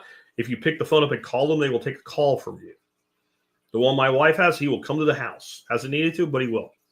He's an advocate if you get put in the ER. He's somebody that will talk to the person in the ER treating you and talk doctor to doctor instead of patient to doctor. And you will find that a lot of your DPCs are all in on this type of eating, whether it's keto, carnivore, or simply carb restriction and eating healthy. all in. They're looking for a different type of patient. They're looking for you. And what you might find is with a DPC, this doesn't replace your health insurance, but you could go to a less expensive health insurance plan because they're not going to put anything on your insurance. They're not going to put anything on your insurance. And your like lab work from a DPC is super cheap. They're going to order it. You're going to go like LabCorp or something. You're going to walk in, walk out, and you're going to get your lab sent to them and to you. It's probably a better way to go. But at bare minimum, you need a non-establishment idiot doctor. You cannot have an establishment idiot. If your doctor looks at your A1C and it's not even type 2, it's just you're in that pre-diabetic stage, and they start talking to you about Ozempic, get up, say goodbye, leave. Never, ever, ever, ever, under any circumstances, go back to that doctor. They cannot be trusted. This happened to my sister-in-law. Her body, two doses of Ozempic, her body was wrecked. And the doctor she found now said, you should have never even been put on that. You have pancreatitis. You weren't diabetic. You weren't that overweight. And the warning on Ozempic says specifically not to give it to somebody with pancreatitis. My wife's told her she needs to get a lawyer. That's lawsuit city, baby. But it's wrecked her body. She's nice and thin now. She hadn't had a dose of Ozempic in over a year, and she's still fucked from it. And you can't say it wasn't what it was because she wasn't that way. She took an Ozempic injection. She started to feel like shit immediately. The doctor said, well, it's not Ozempic. Take your next dose next month. She did that and went, no, fuck no, I'm done. And it basically has paralyzed her stomach. And she's now keto because she ain't got a choice. If she eats any significant amount of carbohydrates, she's sick for a day. Stay away from that shit. No establishment idiot doctors. If they want to start putting you on prescription medications, the first thing you ask is, how long will I be on this? And when they say, well, forever, you need a new doctor. Now, if there's some reason that makes sense, use your common sense. But this shit, all they want to do is just throw people on these drugs for the rest of their fucking life. That is the goal of the pharmaceutical companies, and they've incentivized with perverse incentives the doctors to do it. You need to stay away from this shit. And you always need to try diet first. It should be let your food be thy medicine, in the words of Socrates. This is the other thing too. Like I said, if you're at, a birthday party and you want to eat a piece of cake, okay. If it's Thanksgiving and you want to eat some sweet potatoes, or you want to eat, some stuffing and gravy and mashed potatoes and more than you normally would on your, okay, it's not that big a deal. The problem is when special becomes all the time, when there's a birthday party every week, when somebody has a retirement or a birthday or a special thing every fucking week at work, plus you're taking your kid to Billy's birthday party every other fucking week. Like at that point, it stops being special. It just becomes part of your eating pattern. And it's worse. If you are what most people in America are, which is carbohydrate addicted, you need to act like you're in a 12-step program to get off fucking heroin. And you know what any decent sponsor at a Narcotics Anonymous meeting would tell you if they met you and said, yeah, I'm going to be your sponsor. If you told them, well, about once a week, I go to a party and all my friends that use drugs are there and they're using drugs and they've told me I can just have a little bit and it's no big deal. You need to not go and not hang out with those people. And if that's what it takes in the very beginning to you develop discipline, then maybe you need to even do that. Most of us, we can be big boys and girls and just say, no, thank you. And if you have that one person, they're usually fat, by the way, and they just, misery loving company. Oh, but it's no big deal. Listen, Bill, Tom, Mary, Sue, whatever the fuck their name is. I need you to stop doing this. I'm doing this for me. And with all due respect, either you're on my side or stay silent. Go eat whatever you want. I don't want to hear it again. Thank you. Be nice, but be firm. Be not, and most people will then, if they have any semblance of normalcy in their fucking brain, bro, he's serious. I need to let this go. And that's the other thing too. 220 Mind Mix says eat before you go. That's what I had to do. Yeah, eat your food before you go. And like another, like throw that lump of butter on there, man, if you know you're going to get that satiation from that fat, that high quality fat in your body. And then say, you know, I already ate today. You could even lie a little bit. I can't eat that right now. Not because I'm not allowed to, because I'm just not hungry. Thanks. We'll try a piece. I don't want a piece. I know what cake tastes like. You get what I'm saying? You can't let special become weekly. It's not special anymore. And what's the frequency? I don't know. You're a grown ass man, but I would say anything more than once every 45 days, you've started to lose the plot there. Once a month, maybe. And then it would still be a very small portion, a very small amount. You have to be careful with that, because what you literally are is an alcoholic hanging out in a bar. And eventually, alcoholics can go to a bar, drink a lime and club soda, hang out with their old friends, and not drink. Not all, but many can. But almost none of them can out of the gate. You've got to separate yourself from those temptations. And people who will try to suck you in, you know, just when I get out, they pull me back in. That's true. And it's more true of food than anything else, because not everybody does drugs. Certainly not everybody deals drugs, Al, right? But everybody eats, and most people eat poorly. And most people want company in their poor decisions because it justifies that it's really okay. Be careful with that. My final thoughts today: do something. Do something. Wherever you are in this, make a decision today, unless you're like optimally healthy, right? I'm going to do a little bit better. I'm going to add this one thing, or I'm going to remove this one thing. I know I shouldn't eat seed oils, and mostly I don't, but I eat this one thing and it's got seed oils in it. It's going to go. You know I shouldn't eat corn syrup, but this one thing I like has corn syrup in it. It's got to go. I got to find another alternative. You know, be careful with things that say sugar-free. This is one my wife struggles with, and we haven't gotten completely by it yet. She likes the vanilla creamer shit in her coffee, and she uses the sugar-free, and like the second ingredient on it is corn syrup. I'm like, how is it sugar-free? I know, and I'm not gonna ride her ass about it. I'm not gonna ride your ass about it. But I'm saying, like, look for things like, what's the layup? What is the thing in your life from a dietary standpoint that you could get rid of tomorrow, and your life really wouldn't be any worse? And within a week, you won't miss it. Because I'll tell you the coffee thing. So this is my evolution as a coffee drinker. I still put cream in my coffee. And I do it for a variety of reasons. One is it's a high quality fat and I want it in my body. And I like the flavor. But if I go back to like in my 20s, I was a typical American coffee drinker, you know, like 2 teaspoons of sugar to a cup of coffee. Or a flavored creamer, which was sugar in another way. Or a milkshake at Starbucks that they called a coffee. And I remember getting to a point where I'm like, I got to cut sugar out. And I remember just simply cutting back on the sugar. So I went from like a 2 teaspoon or 2 packet sugar to 1.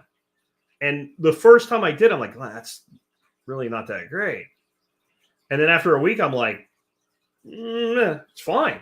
And then, you go a couple of weeks like that, and then you try it the way you used to. You go, oh my God, that's awful. It tastes like I'm eating sugar, which you are, right? And you're like, oh, that's terrible. So you say to yourself, I got down to half. What if I just cut it to 0? So then you take the coffee, you put a little bit of cream in it, and you taste it, you go, ooh. You do that for a week, and you're like, it's kind of good. And I'm sure you could go all the way to black like that.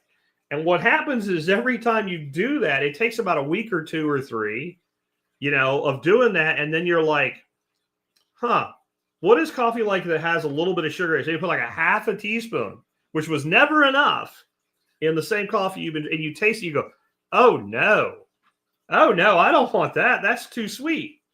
And that is my evolution with coffee. So I would say, like, try that. Like, if you're just like, if that's one of your vices, sugar and coffee, stop it.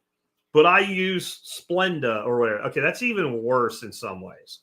Whatever it is, just cut the sugar in half, cut it in half again, and then cut it to 0. And then just be a big boy or a big girl and stop being a whiny, sniveling little bitch, and do it that way for 2 weeks and see what happens.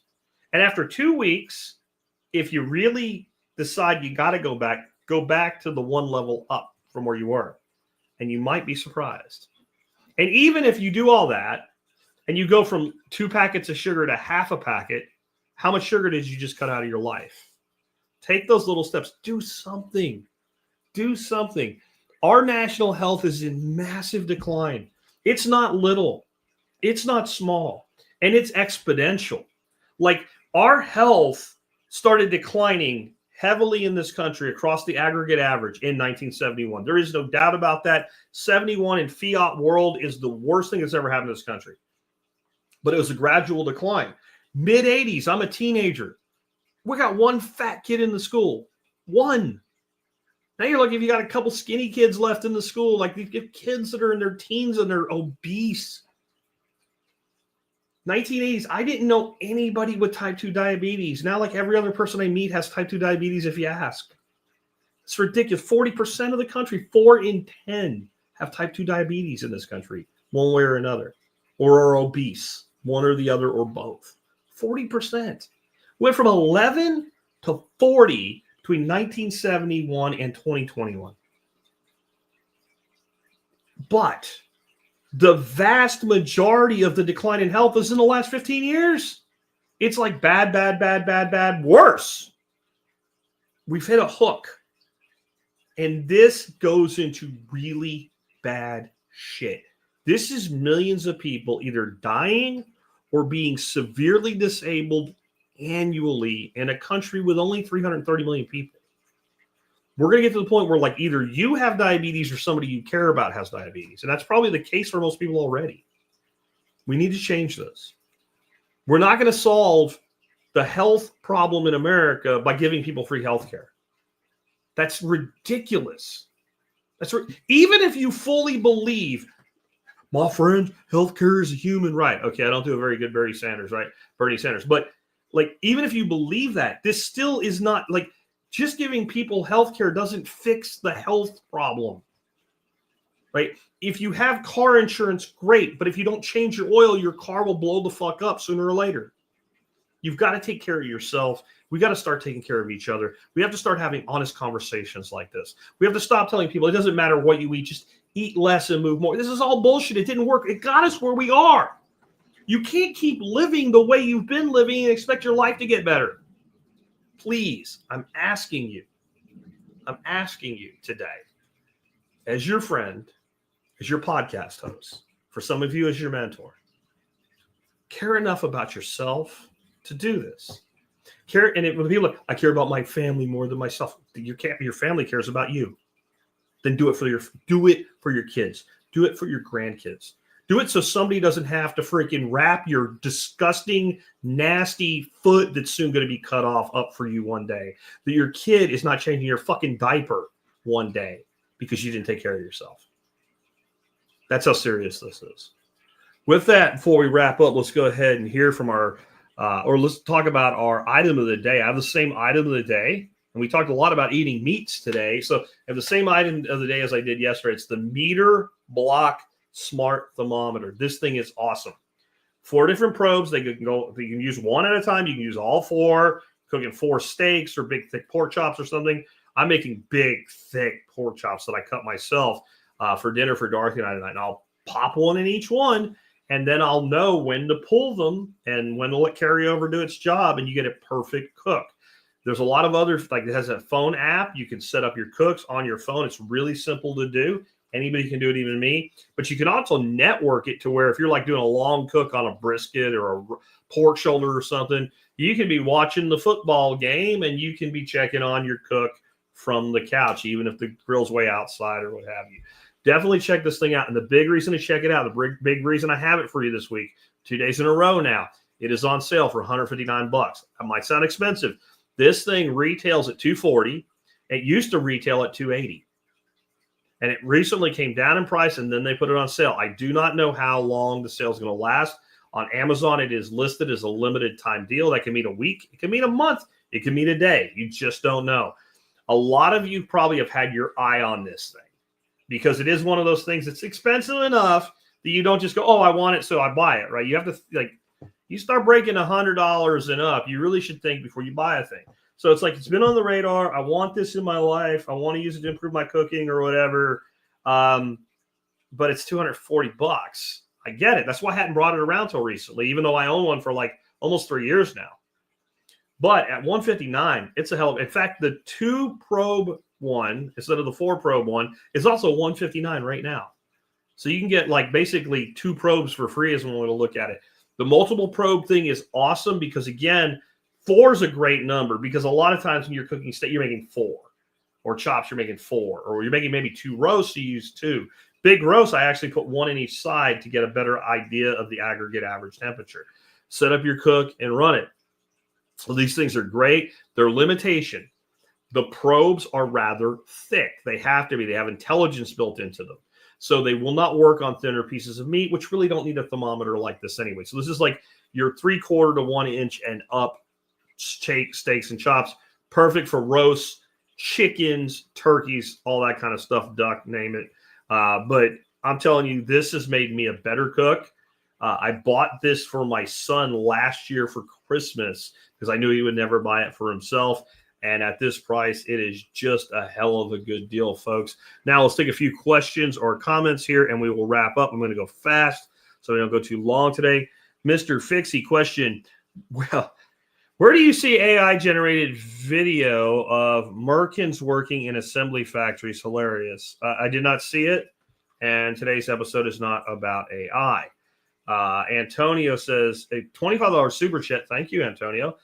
Thanks so much for all your invaluable knowledge and wisdom, Jack. Your podcast completely changed my life and outlook in so many ways. I hope to make TSP workshop next time. So grateful for all you do. Stay well. A little update on that, just for those that haven't heard yet. We are actually moving the location of the workshop. It will not be at my house. It will be 15 minutes from my house at an awesome camp that is managed by a local YMCA. It's called Camp Carter.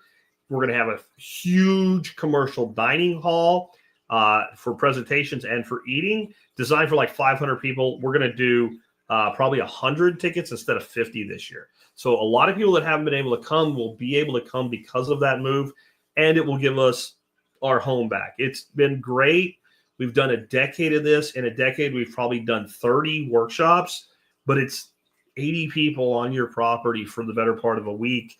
And getting ready, it's, there's a half dozen people here for like a full week because they're here several days in advance. So this is going to make my life and Dorothy's life a little easier and let us do a better job for you, because we're going to have a full commercial kitchen. We're going to be able to up the game on the food. It's going to be awesome this year. So you have a better chance of getting in. We won't sell out in 5 minutes. Maybe we'll sell out in 15. Scott says the human diet, meat, fish, eggs, vegetation, fruits, nuts, minerals, fungi, that's it. And I would agree. I am not big on the carnivore diet from a standpoint of that's what people should eat. I think it's a great diet for people that want to do it. And I think for certain nutritional and health goals, and for really obese people that want the quick answer and not to have to think much, it's great.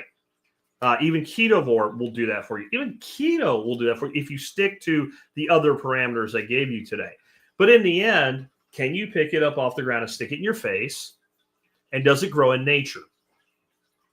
If we just did that, like, you know what doesn't grow in nature? Most of the food that we eat from a carbohydrate standpoint. A lot of things that we do grow commercially or we grow in our gardens don't exist in nature in their form, but they exist as an analog. So peppers exist in nature. Tomatoes exist in nature. Most tubers exist in nature in ways that humans can utilize them. Grains do not exist in nature in ways that humans can utilize them in any quantity. The natural grass seeds and things like that wheat and rye and barley were derived from, ancient humans did use them some, and that's how they ended up selectively breeding them into modern versions or even ancient versions of grains that we think of as ancient today. They're really not that old. But the reason they did the development of them is they were not really usable. And then the other thing about all those grains, and grains are something I think mostly belong out of your diet anyway. You can't eat grain without significant processing. And what I mean by that is, even if you went out into a wheat field and the wheat is ready to cut, like the heads are ready to come apart. And you just picked up a bunch of wheat, cut it off with a rice knife, and banged it over a plate. The stuff that falls out, if you eat that, it'll fucking kill you.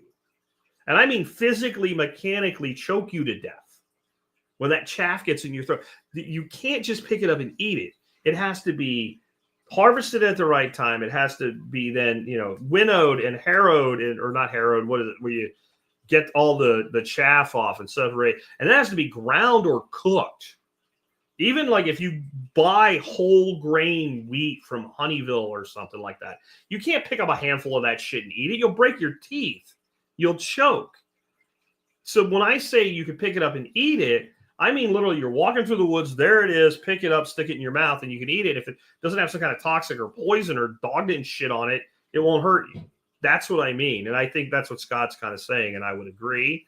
Project Walden says, do calories matter? Is a half pound of bacon for dinner stalling my weight loss? So only you can answer if you're overeating from a caloric intake standpoint.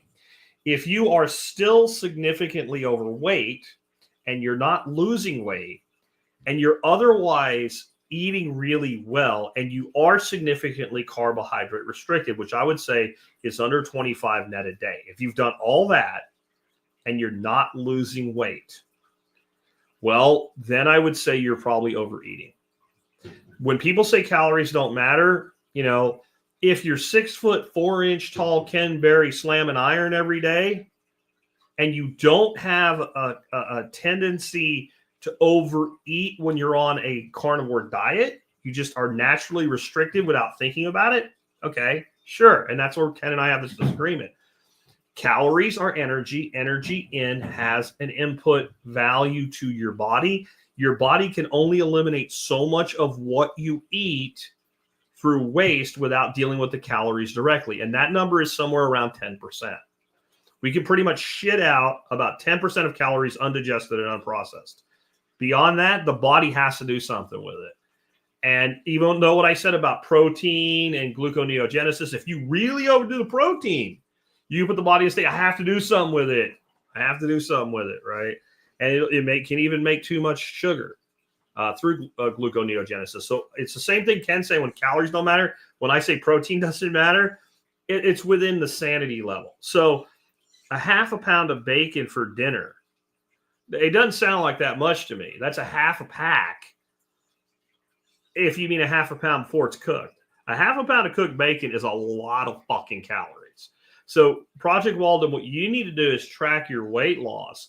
And I'll tell you, especially when you need to do something differently. You started your diet and your weight came down and down and down, plateaued a little bit, and then it down, and it plateaued a little bit, and it went down, and it plateaued a little bit, and it went down, down, down, down, down, just very little, very gradual plateau, and then that's a sustained plateau. Something's holding you back. Now, do you need to not eat that much? Maybe not long duration. Maybe what you need is a 2-day fast to kind of kickstart everything and then be a little bit more restrictive for a couple of days when you come back on. And sometimes that'll just kind of unstick. Now, being an honest man, I can tell you there are some people I know that did carnivore or keto for a very long time and were very healthy, but couldn't get to it. And they literally went to a carbohydrate diet that meets my other requirements. And that unstuck them. I can't think of the guy's name, Mandrick, who's been in the Bitcoin space forever. He's in that space. But he's also right now on an 800 calorie a day deficit to get that final cut down to the weight he wants.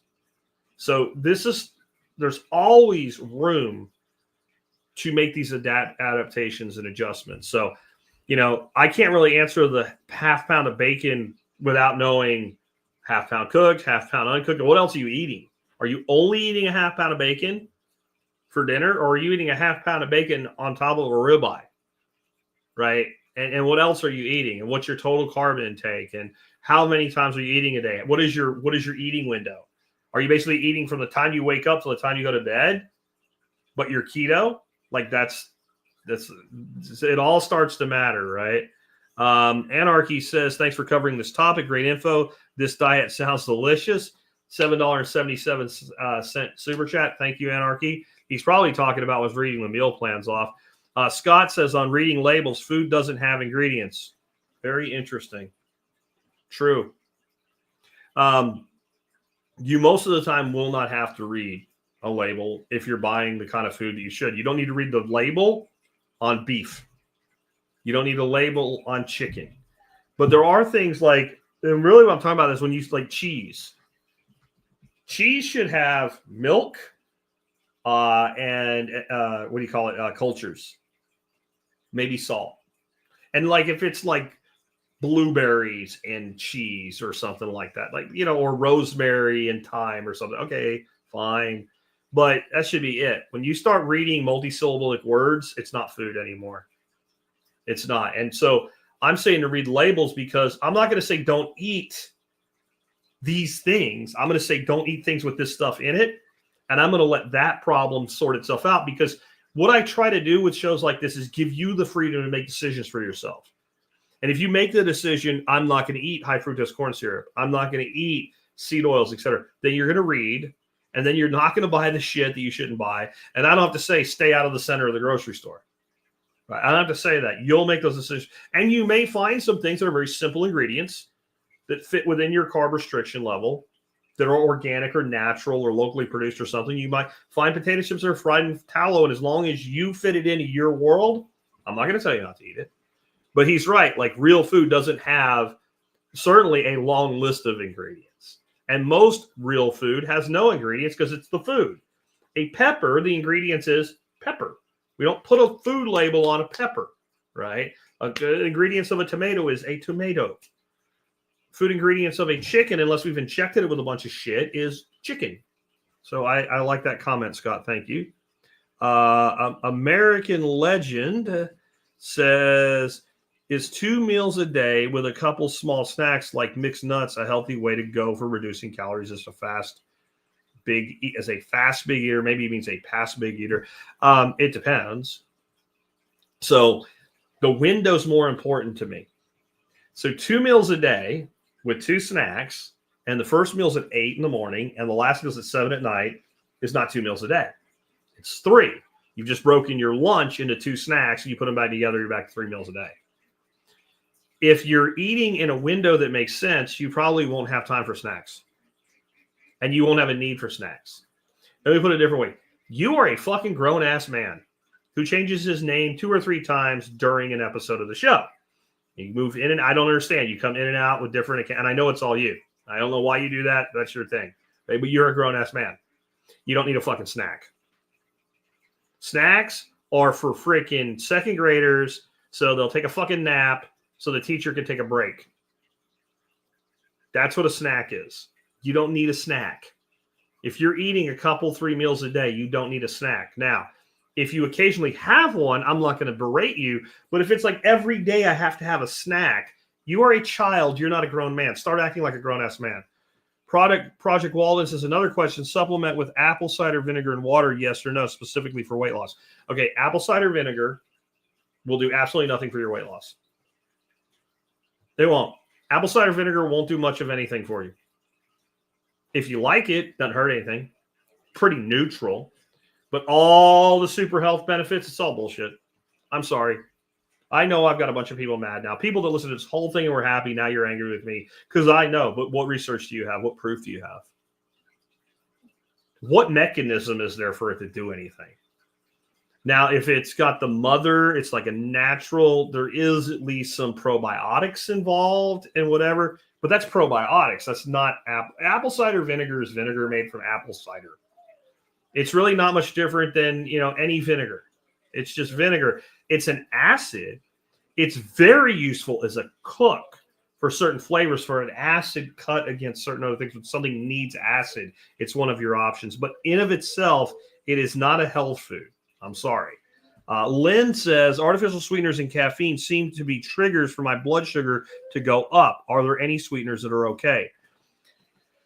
I want to say yes, but maybe not for you. Humans are the same but different, man, in the words of Thomas Chong. And that means that I might use an artificial sweetener and have no blood sugar response, and you might have one. And it can be like some people theorize that it is something that tricks your body into believing you've had sugar. Also, some of the artificial sweeteners are not artificial sweeteners. I think it's, it starts with an M. I'm not really sure if that's right, but I think it does. But there is a artificial sweetener, and like the Russell Stover candies for diabetics, like some lawyer needs to sue their ass into oblivion. But it's almost all of the candies that are marketed as no sugar diabetic candy uses it. It's not xylitol. I think it's malitol. It might be malitol. That literally I've watched people with the continuous glucose monitors eat it. Boom. The spike they get is actually more than from the same amount of real sugar, like table sugar cause less of a blood sugar spike than the maltose. That's what it is. It's maltose. Now, at the same time, I've seen these people do those same tests. There's the one group, it's a husband and wife, keto something they call themselves, and they've done a bunch of this, and they did it with like all the different sweeteners, and they did each day. They got up, they did a baseline, then they ate the thing. And almost everything else didn't spike their blood sugar. Some did a little bit, but I'll tell you what didn't at all was stevia. So you might try that. But what I'll encourage all of you to do is retrain your taste buds. The reason you need the sugar, the sweetener, is because you've conditioned your taste buds to that. And if you just stop for long enough, you'll find not wanting it, or you'll find that if you do use stevia, instead of 3 drops out of the dropper, you'll use 1. And anything beyond that, you'll be like, I can't eat this. You have to trust me. It's one of those things like the person that smokes their whole life, right? But the first time they smoked, it was like, and they forced their way through it to be cool with their friends, and now they're a smoker. If they quit smoking long enough, they may still crave the nicotine. And if they smoke a cigarette again, they may get the feeling that's good, but it ain't going to taste, because inhaling tobacco smoke doesn't, especially cigarette tobacco smoke, doesn't taste good. And it won't taste good to them, but they'll adapt to it much more quickly than before. That's a lot how the sugar works. Like the more you cut the sweetening. Now, here's another thing, though. A lot of times people say that it's artificial sweeteners and caffeine that trigger their blood sugar to go up. But what they really mean, so this sounds like a coffee drinker using some sort of artificial sweetener. What they really mean is because I ate sugar, I ended up eating more food in total. And so you have to be careful that it's not actually triggering you to eat more of things. You think, well, that's pretty low carb, but not when you eat 12 of them. So that's another question you can only really answer for yourself. I'm going to look to see if there is any more questions. There's a couple comments, but I don't think any of them really need. This one I'll read. Matthew says, I think what drives me nuts is trying to find sausage without corn syrup. Hard to find time to make it myself. I'm a truck driver. I completely agree with that. I find it to be reprehensible that you go buy a bratwurst and has corn syrup in it. There's no need for that. This is the food cabal. This is government subsidy run amok. This is perverse incentives. They probably are making money by putting the corn syrup in the sausage. If they took the corn syrup out of the sausage, nobody would even notice.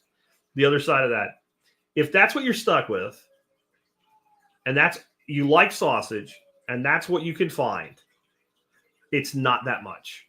It is a very, very small amount, but it would still be better not to have it. So you can find some varieties of sausage that don't have it. If you mean breakfast sausage, bro, right? I get like links and all. I love to make sausage. It's one of my passions. Even some of my recipes do use a very small amount of real sugar for various reasons with curing. But in general, I use none. But I get that it's a lot of work. You have to love it to want to do it. If you mean breakfast sausage, it's as simple as pork, seasonings, mix, portion, freeze. You have time for that. So I'll give you a pass on bratwurst, Italian sausage, case sausage, all of that. I will give you no pass. I don't care how many trucks you drive on breakfast sausage. You can do that. There's a recipe in the MSB with a spreadsheet. You stick in how much you want to make, and it changes all the ingredients for you. It is a 10-minute process to make 10 pounds of sausage, 10 1-pound packages, or 7 pound and a half, or whatever you want to portion it out, and freeze it, and then take it out as you need it. It is very, very simple and very, very easy. Lynn says coffee and creamer is kryptonite for her. I'm sorry, Lynn, or it's not her, it's him. I'm looking at the icon now. There's Lynn's of both. Right. Anyway, I'm sorry to hear that, Lynn. You're going to have to work on that yourself. It's good that you know that, though. It's good that you know that. But be careful that you're not actually doing other things because of the artificial sweetener. Because I've found that a lot. I found that people that give up artificial sweeteners will then modify their diet without intending to, and they'll eat less. Real quick, I'll finish with this, and then I got to wrap up because I thought we'd go 1:30, not at 2 hours today, and we're at 1:50 now. There is that innate evolutionary component that we do not find sweet and fat in nature together at the same time, except in very rare overlaps of the prime of seasons where you might have berries growing like crazy in the field while the salmon are coming upstream. Very rare. So our bodies metabolically and just straight up adaptation over time know, our intrinsic knowledge, sugar, fat together, eat. Because what it means is you're at the peak of something and a lean period is coming. And so we are, and this is where the bliss point in food chemistry comes from. We are triggered biologically to eat a lot when those tastes come together. So if you're eating or you're drinking coffee, and in that coffee you're using artificial sweetener and something like cream, you got fat and sweet together. Even if that's what you're, all of a sudden now, okay, you are eating and consuming other things. Or this is the other option. You're a truck driver, you're trying to stay awake, you're drinking coffee, and now you're putting an artificial sweetener in the coffee and a fat. And if you had 2 cups of coffee, it might be no big fucking deal. But is that what you're doing? Or are you drinking like 4 giant cups of coffee with that shit in it? The quantity can matter as well. With that, I'm going to wrap up. Thank you to everybody today. Thank you for the folks who gave me super chats. I mean, it's one thing to be told you're great and all, but like somebody sends you their money, that means that they saw value in what you did. So thank you so much for that. Remember, if you want to share value for me, you can do that on Fountain or on the other Podcast 2.0 apps as well, or on the Noster network as well, if you want to share value for value. And I always try to send some value back to people as well. Tomorrow we have a pretty cool interview. I know it's good, but I don't remember what it's about. Oh, I know what it's about. It's about a person moving from employment through side hustle to a business. And that means that tomorrow, when you tune in to watch this, it'll be a fake name. You won't know any different. And probably just like a picture or an icon on the other side, because he don't want to get caught by his employer as being in this transition. And I can't say that's not a risk if you're ever on like my podcast or anybody's, if you're in that transitional stage, because expert council member Matt Sursley, who now has another job, and they know he has a side hustle and they don't care. He did lose his job he had when he came on the show as a guest, because somehow it got back to his boss that he had this side hustle thing going on. So that's a legitimate concern. We'll talk about how to make that transition tomorrow. Thursday, expert council Q&A, Friday, flashback, and then we'll do her all over again.